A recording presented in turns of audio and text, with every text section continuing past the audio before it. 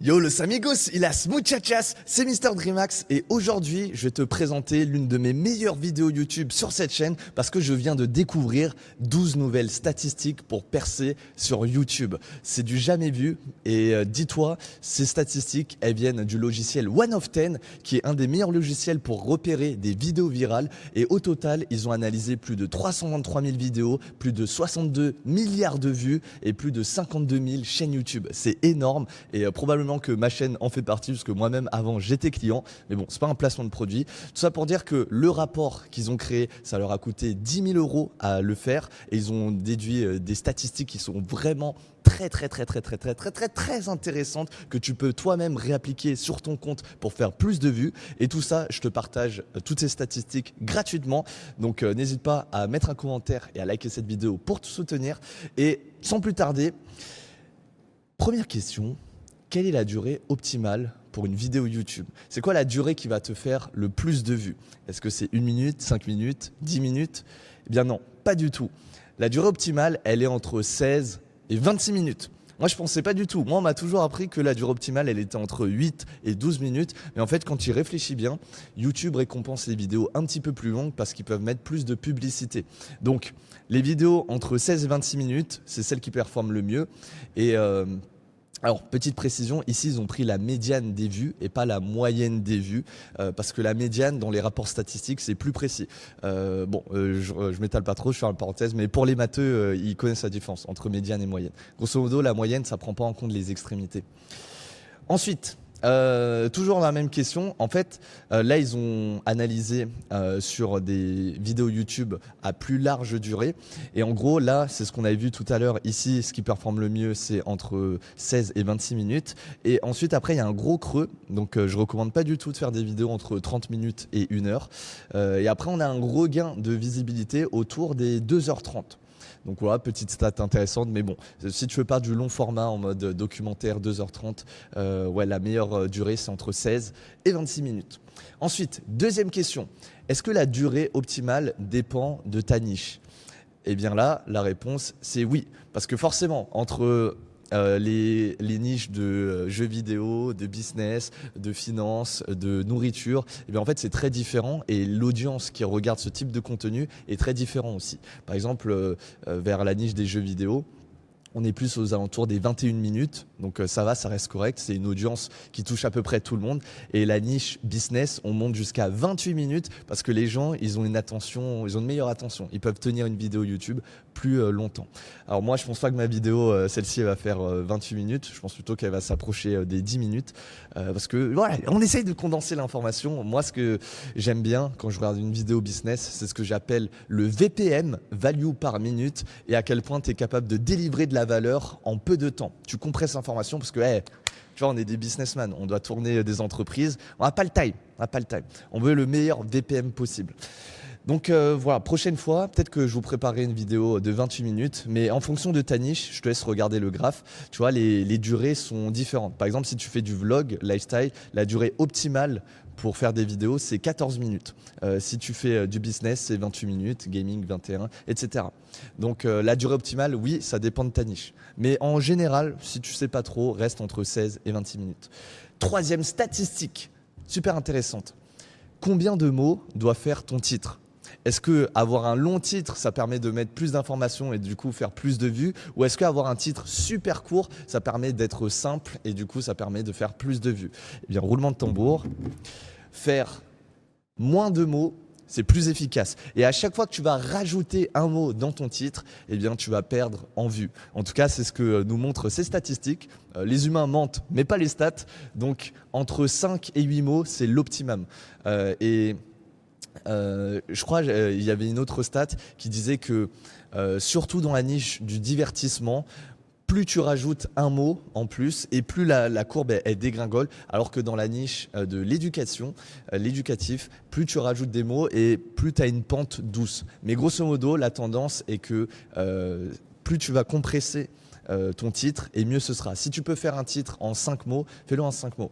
Si tu peux faire si tu veux le faire en moins de mots, c'est bon. Ensuite, quatrième statistique. Est-ce que tu dois mettre ta tête sur la miniature ou est-ce que c'est mieux d'être en faceless? Eh bien, la réponse, c'est Ça dépend. Si tu es dans l'éducatif, oui, c'est mieux de mettre sa tête sur la miniature. Et si tu es dans le divertissement, apparemment, ça je savais pas, c'est mieux de ne pas mettre sa tête. Donc voilà, c'est les stats. Et forcément, là, tu vois une différence de vue entre l'éducatif et le divertissement. Forcément que l'éducatif, en moyenne, ça fait à peu près 2 fois moins de vues que le divertissement. Parce que voilà, ceux qui veulent se construire, en apprendre, développer leurs compétences, on est rares les gars, on est rares. Alors que la plèbe qui veut se divertir, ça, il y en a beaucoup. Il y en a beaucoup, beaucoup. Ah, ça c'est une stat intéressante ça. Apparemment aussi, le fait de mettre sa tête ou pas, ça va dépendre de sa niche. Donc par exemple, si tu fais du vlog et du lifestyle, mettre sa tête, ça a considérablement plus de chances de faire des vues. Et si tu es dans le business, ah ça je savais pas, mettre sa tête, ça fait baisser les vues. Ça je savais pas. Ok, ensuite, 5e statistique, combien de visages tu dois mettre sur ta miniature? Est-ce que tu dois mettre... Oh bah je viens de donner la réponse. Est-ce que tu dois mettre 1, 2, 3, 4 ou 0? Eh bien apparemment, ne pas mettre de visage, ça performe mieux que mettre un visage. Ça c'est fou, ça c'est une stat que j'avais pas du tout. Et le mieux du mieux, si tu peux mettre 2 ou 3 visages, ou même plus, eh bien c'est ça qui performe le mieux. Et je pense, à mon avis, c'est que vu que dans les miniatures, tu es en interaction avec d'autres personnes, tu mets plusieurs visages, eh bien, il y a plus d'engagement et on se demande « Ah, il se passe quoi là ?» Il y a plus d'intrigue. Donc, mettre 3 visages, 2-3 visages, c'est l'optimum. Ensuite, est-ce que tu dois mettre du texte sur ta miniature? Moi, je me rappelle très bien, quand j'ai commencé YouTube, on m'a dit « Ouais, c'était mieux de mettre du texte sur ta miniature parce que ça apporte plus de contexte, ça apporte plus d'informations. » Mais en réalité, ce que disent les statistiques, c'est que non. Faut pas mettre de texte sur sa miniature. Et moi, j'étais en mode non. En général, là, comme tu peux le voir, ne pas mettre de texte, ça permet à ta miniature d'être à peu près 15% meilleure que si tu mettais du texte. Donc, voilà, la réponse c'est à éviter. Il faut éviter de mettre du texte sur ta miniature. Si jamais... Vraiment, c'est intéressant parfois de mettre du texte. Si jamais tu as envie de mettre du texte, ce que j'avais vu, c'était moins de 10 caractères. Donc, il faut vraiment que même le texte sur ta miniature, ce soit compressé. Attention, ce n'est pas 10 mots, hein, c'est 10 caractères. Ensuite, 7e statistique. Est-ce que la miniature doit être bien éclairée? Alors ça, je pense, ça je l'avais déjà, mais c'est toujours bien de le rappeler. La réponse c'est oui, parce que dis-toi, les gens, quand ils naviguent sur la page YouTube, il y a tellement de miniatures, il y a tellement de vidéos que si ta miniature, elle est sombre, eh bien, elle va moins bien performer parce qu'on va pas trop la voir.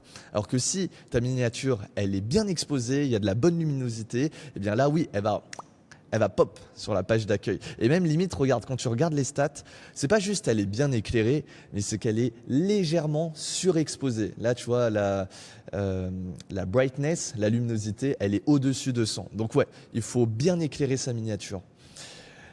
Ensuite, 8e statistique. Ah, celle-là, c'est ma préférée. Celle-là, je la connaissais pas du tout, mais elle est tellement puissante. 8e statistique. À ton avis, quelle est la couleur qui fait le plus de clics sur les miniatures? Est-ce que c'est le rouge? Est-ce que c'est le jaune? Est-ce que c'est le noir? On va voir ça tout de suite. La couleur qui fait le plus de vues sur les miniatures, c'est le cyan, suivi du vert, suivi du orange.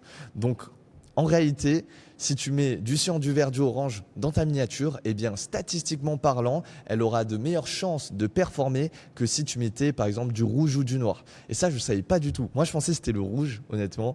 Mais savoir que c'est le cyan, le vert et le orange qui performent le mieux, ouais, je reverrai beaucoup plus différemment mes miniatures. Trop cool, j'adore cette stat. Ensuite, 9e question. Est-ce qu'il faut mettre des nombres dans le titre? Par exemple, est-ce que c'est mieux de faire un titre du style les 48 lois du pouvoir, ou est-ce que c'est mieux de faire les lois du pouvoir d'après Robert Greene? C'est un exemple.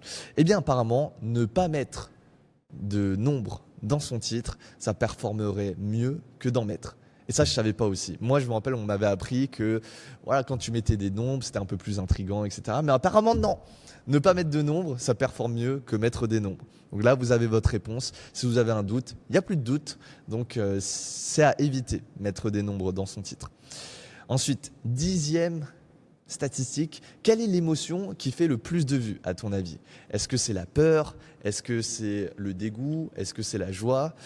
Eh bien, d'après toutes les vidéos YouTube, l'émotion qui fait le plus de vues, c'est ce qui est marrant, ce qui est drôle, c'est l'humour. Ensuite, tu as la controverse et après, tu as la colère. Et en vrai, moi, je pensais que c'était plutôt la peur et le désir. Donc ça, j'en jouais beaucoup, mais en fait, pas du tout. Le désir, ça performe pas aussi bien que ça. Et je pense que je vais repenser mes vidéos YouTube plus en fonction de la controverse et de la colère. Ça, je savais pas du tout. Dites-moi dans les commentaires si vous saviez ça, mais moi, je savais pas du tout. C'est incroyable. 11e statistique. Est-ce que le titre, à ton avis, c'est mieux qu'il soit positif ou c'est mieux qu'il soit négatif? Eh bien, forcément, celle-là, elle était facile. C'est mieux quand le titre est négatif. On le voit souvent dans les infos. Il y a plein de mauvaises nouvelles. Les actualités sont remplies de négativité. Et ça, c'est fait exprès parce qu'on sait que la négativité, c'est ce qui capte l'attention. Forcément, l'humain, il est beaucoup plus sensible au négatif qu'au positif. Et ça, c'est une question de survie. Par exemple, si on te disait ouais, ne mange pas cette plante parce que tu peux en mourir, il y a du poison dedans, et ben t'inquiète pas que tu vas imprimer l'information parce que c'est une question de vie ou de mort. Et ben là, entre guillemets, c'est pareil sur les titres YouTube. Bien sûr, un peu moins extrême, mais voilà, c'est pareil. Quand tu fais du négatif, c'est ce qui performe le mieux. Après, c'est suivi du neutre. Et ce qui performe le moins bien, c'est le positif. Donc, au lieu de dire comment bien parler à l'oral, eh bien, dis plutôt comment arrêter de parler comme une merde. Tu vois. Bon, c'est un exemple un peu extrême, mais tu as compris. Toujours sur un même sujet, toujours prendre l'angle négatif. C'est ce qui performe le mieux. Et enfin, dernière statistique, à ton avis, c'est quoi les niches qui font le plus de vues sur YouTube? Et ça, je pense que cette stat, elle est super importante, surtout quand tu fais du faceless ou bien que tu veux démarrer une nouvelle chaîne YouTube, mais que tu ne sais pas trop dans quelle niche te lancer. Eh bien, je te donne la réponse directement. La niche qui fait le plus de vues et qui a le plus de potentiel, c'est les films et les séries. Alors là, je t'explique rapidement le graphe. Donc là, en fait, c'est la moyenne, enfin pas la moyenne, la médiane des vues. En ordonnée et en abscisse, tu as les outliers. Donc grosso modo, les outliers, c'est ton potentiel viral. Donc grosso modo, par exemple, le gaming, c'est un outlier faible. Ça veut dire que les vues sont plutôt constantes et la médiane, elle est à 60 000. Donc de manière constante, c'est à peu près 60 000 vues. Par exemple, en revanche, le fitness and health, donc sport et santé, eh bien ça, on va dire que la moyenne des vues, elle est beaucoup plus basse, mais le potentiel viral est beaucoup plus élevé.